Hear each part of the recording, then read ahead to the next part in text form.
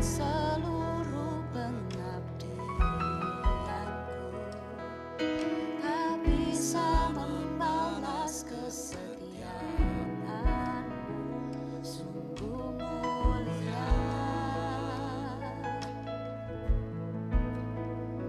dan berharga. Sungguh besar pengorbananmu bagiku, terlalu dalam untuk dimengerti. Sungguh besar,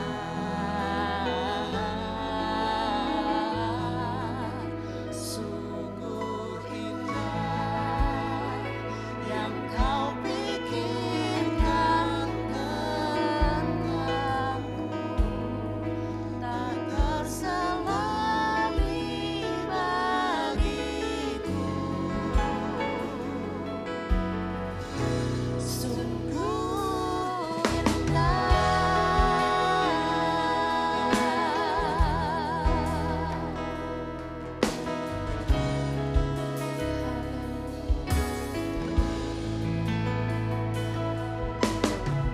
kemanakah aku dapat pergi, menjauhi rohmu yang suci, kau sahabat,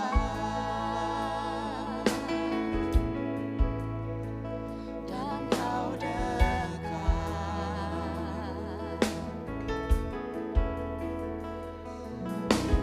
Akan seluruh pengabdianku, tak bisa membalas kesetiaanmu, sungguh mulia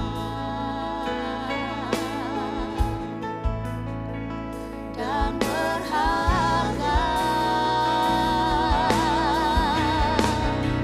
Sungguh besar pengorbananmu bagiku, terlalu dalam untuk dimengerti. Sungguh besar, sungguh indah yang kau pikirkan tentangku, tak terselami bagiku. Sungguh indah,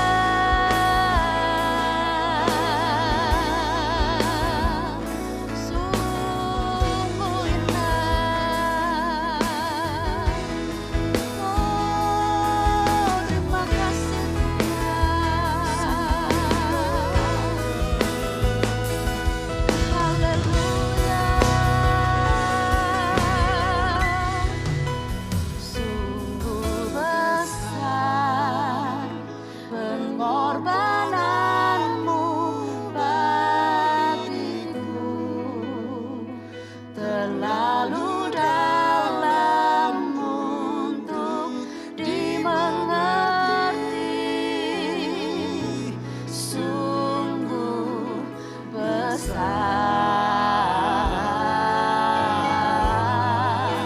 sungguh indah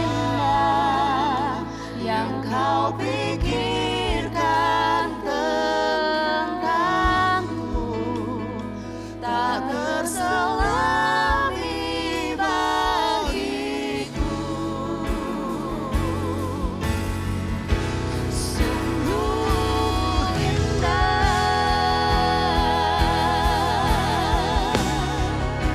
sungguh besar pengorbananmu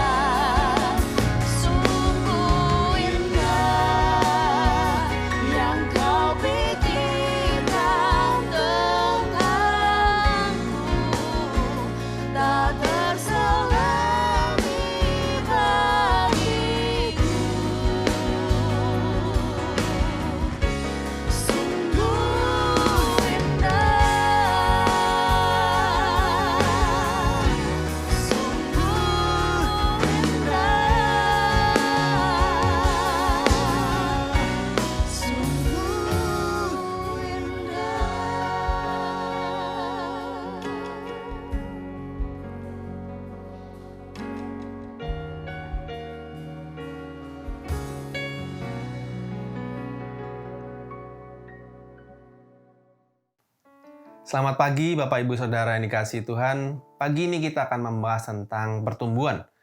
Nah, setelah bertobat dan lahir baru, tentunya orang percaya harus bertumbuh dalam iman kepada Tuhan Yesus Kristus.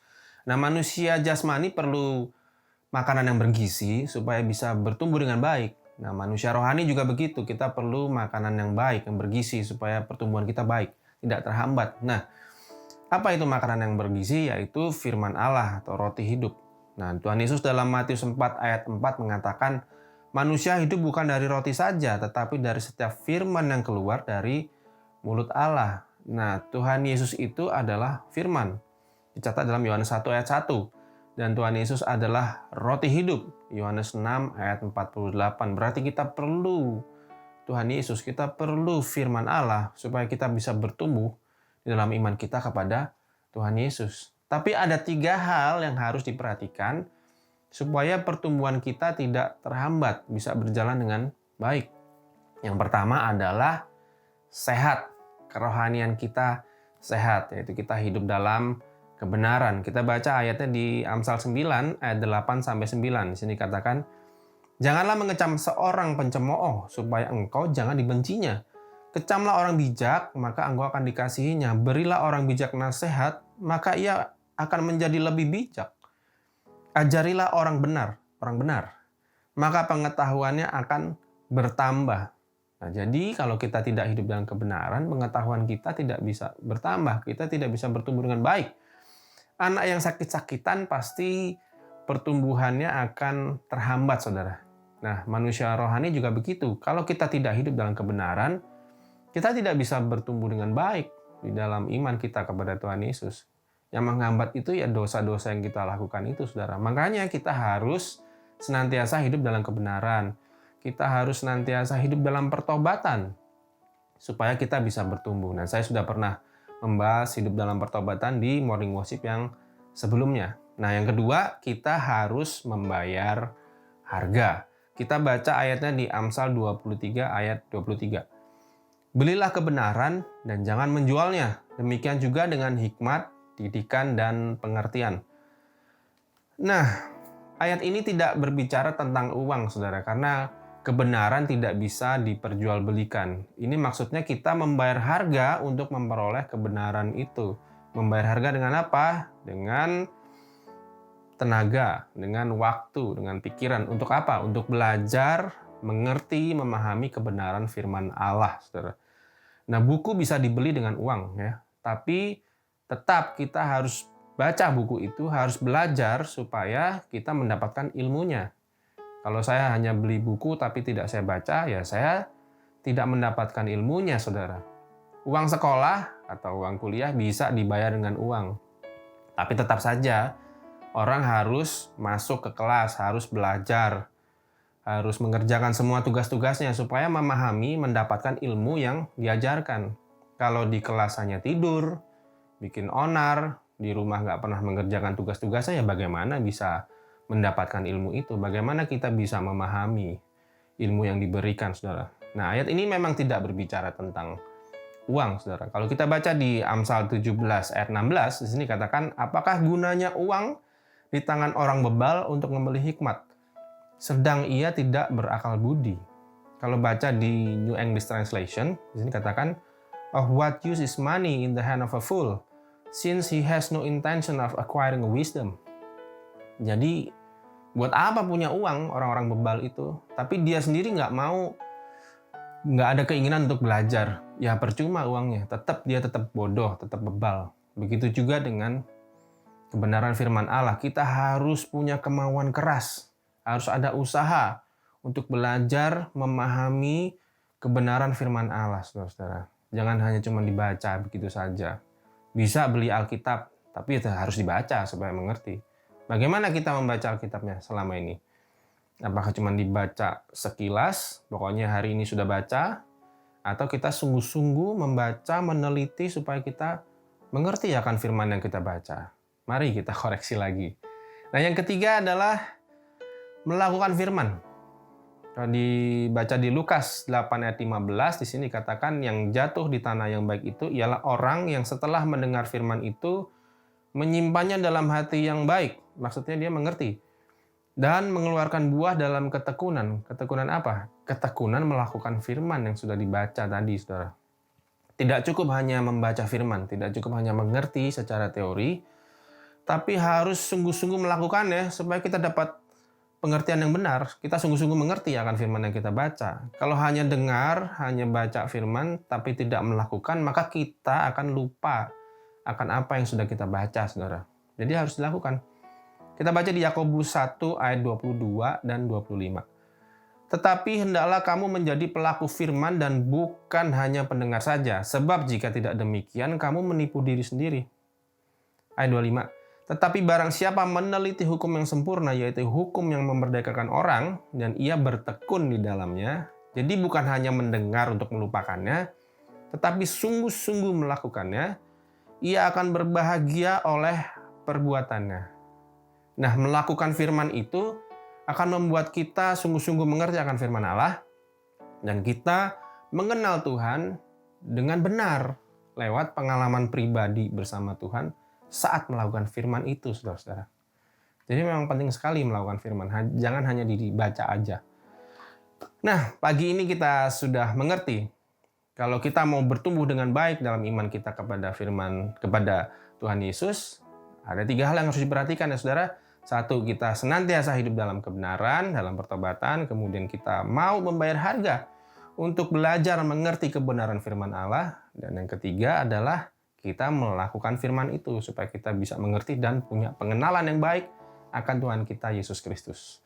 Nah, kiranya renungan kita pada pagi hari ini boleh memberkati kita semua dan kita bisa bertumbuh bersama di dalam iman kita kepada Tuhan Yesus Kristus. Tuhan Yesus memberkati, mari kita berdoa. Tuhan Yesus, terima kasih untuk firman-Mu pada pagi hari ini, mengingatkan kami untuk senantiasa hidup dalam kebenaran, untuk sungguh-sungguh belajar mengerti akan kebenaran firman-Mu dan melakukan firman-Mu Tuhan, supaya kami boleh bertumbuh dengan baik dalam iman kami kepada Engkau, dan kami punya pengenalan yang baik, yang benar tentang Engkau ya Tuhan Yesus. Mari Allah Roh Kudus, Engkau yang menguasai hati, pikiran, perkataan, perbuatan kami, tuntun kami supaya kami menjadi pelaku-pelaku firman-Mu Tuhan Yesus. Terima kasih Tuhan, terima kasih. Kami yakin dan percaya Tuhan sudah memberkati kami melalui firman-Mu ini, dan kami terima firman-Mu di dalam nama Tuhan Yesus Kristus. Haleluya. Amin. Tuhan Yesus berkati.